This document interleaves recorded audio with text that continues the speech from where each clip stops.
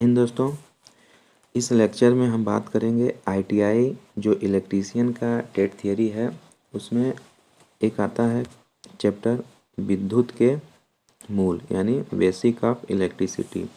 तो उसी के बारे में थ्योरिकल हम चर्चा करेंगे। उसके बाद ऑब्जेक्टिव का प्रैक्टिस भी करेंगे, ठीक है। और उसके साथ साथ पैरेलल में यानी समांतर में इससे चल रहा है सतीश दहिया का ऑब्जेक्टिव क्वेश्चन। तो हमारे इस चैनल से आप ज़रूर जुड़ जाइए। तो चलिए देखते हैं। देखिए, एटम परमाणु क्या होता है। परमाणु हम देखेंगे क्या होता है, ठीक है। तो परमाणु किसे कहते हैं?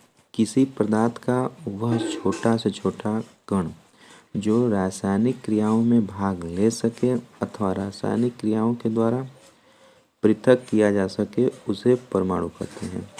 यानी पदार्थ का वह छोटा से छोटा कण जो रासायनिक क्रिया में भाग ले सके लेकिन भौतिक क्रिया वगैरह में भाग नहीं ले सके, उसे परमाणु कहते हैं, ठीक है। देखिए, इसके बारे में कुछ पॉइंट है। यह प्रकृति में स्वतंत्र रूप से विद्यमान नहीं रहता है। यह जो है प्रकृति में स्वतंत्र रूप से विद्यमान नहीं रहता है, यानी फ्रीली नहीं होता है, फ्रीली विद्यमान नहीं होता है। दूसरा पॉइंट है, यह मुख्यतः प्रोटॉन, न्यूट्रॉन तथा इलेक्ट्रॉन से बनता है। देखिए, जो नाभिक में प्रोटॉन, न्यूट्रॉन, इलेक्ट्रॉन होते हैं, जैसे इस तरह होते हैं, तो इन्हीं में से यह एटम बनता है, परमाणु बनता है, ठीक है दोस्तों। आगे देखते हैं।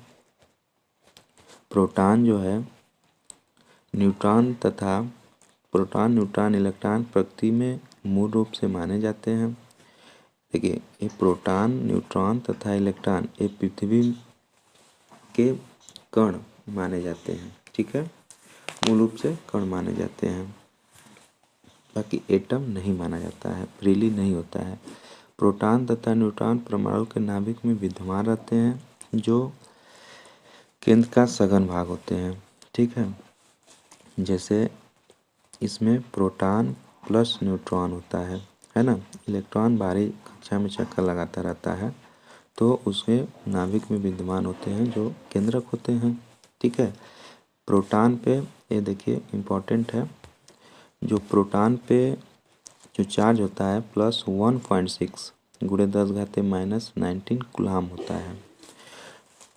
ये दोस्तों यहाँ पे अगर प्लस रहेगा तो प्रोटॉन रहता है, अगर यहीं पे सेम वैल्यू देकर माइनस हो जाता है तो यहाँ पे इलेक्ट्रॉन का ये चार्ज हो जाता है ना। तो यहाँ पे प्रोटॉन का दिया हुआ है, प्रोटॉन का चार्ज क्या है, प्लस 1.6 गुणे 10⁻⁻19 कूलाम है, ठीक है। इसे याद रखेंगे आप। देखिए, न्यूट्रॉन पे कोई आवेश नहीं होता है, न्यूट्रॉन आवेशहीन होता है, ठीक है। और यहीं पे इलेक्ट्रॉन पर जो आवेश होता है -1.6 गुणे 10⁻⁻19 कूलाम आवेश होता है, ठीक है दोस्तों। आगे देखेंगे मुक्त इलेक्ट्रॉन्स। मुक्त इलेक्ट्रॉन्स क्या होते हैं? अधिकांश धातुओं की अंतिम कक्षा में केवल एक या दो इलेक्ट्रॉन होते हैं जिन्हें मुक्त इलेक्ट्रॉन कहते हैं। देखिए, जैसे सोडियम आपका हो गया, सोडियम का परमाणु क्रमांक 11 होता है, तो अगर इसे स्ट्रक्चर किया जाए तो 2, 8, 1 होता है ना। 2n² से बढ़ता है, तो 2 इसमें भरा जाएगा, 8 इसमें भरा जाएगा और सबसे बाहरी कक्षा में 1 हो जाएगा, है ना। जब 1 हो जाएगा तो यही जो 1 है आपका मुक्त इलेक्ट्रॉन है ना, जिन्हें मुक्त इलेक्ट्रॉन कहते हैं, वही कक्षा में चक्कर लगाता रहता है, ठीक है। तो उन्हीं को बोल रहा है अधिकांश धातुओं की अंतिम कक्षा में केवल 1 या 2 इलेक्ट्रॉन होते हैं जिन्हें मुक्त इलेक्ट्रॉन कहते हैं। ये स्ट्रक्चर के रूप में दिखाया गया है, ठीक है दोस्तों। इसके बारे में देखते हैं, मुक्त इलेक्ट्रॉन के बारे में। देखिए, नाभिक से दूर होने के कारण ये लगभग मुक्त अवस्था में होता है, ठीक है, इसलिए मुक्त इलेक्ट्रॉन्स कहते हैं। ये नाभिक के बहुत दूर होते हैं, इसलिए इन्हें मुक्त इलेक्ट्रॉन कहते हैं। मुक्त इलेक्ट्रॉन के कारण ही आवेश के एक सिरे से दूसरे सिरे तक पहुंचता है, ठीक है। जो आवेश होता है, चार्ज होता है, वह मुक्त इलेक्ट्रॉन के कारण ही एक सिरे से दूसरे सिरे तक पहुंचता है। तीसरा देखते हैं पॉइंट, ठोस धातु के तार में विद्युत धारा का प्रवाह मुक्त इलेक्ट्रॉन के कारण होता है, जबकि वैद्युत अपघट्य में धारा का प्रवाह आयंस के कारण होता है। ये देखिए बहुत इंपॉर्टेंट लाइन है, इसे आप लोग जरूर याद रखेंगे। जो ठोस धातु मतलब सॉलिड मेटल है, तो सॉलिड मेटल में विद्युत धारा का जो प्रवाह होता है वह मुक्त इलेक्ट्रॉन के कारण, यानी कंडक्टर ठोस धातु एक तरह से हो जाता है। तो ठोस धातु या कंडक्टर में जो धारा का प्रवाह होता है वह मुक्त इलेक्ट्रॉन के कारण होता है, जो 1, 2 या 3 होते हैं जिसके बाहरी कक्षा में, ठीक है ना।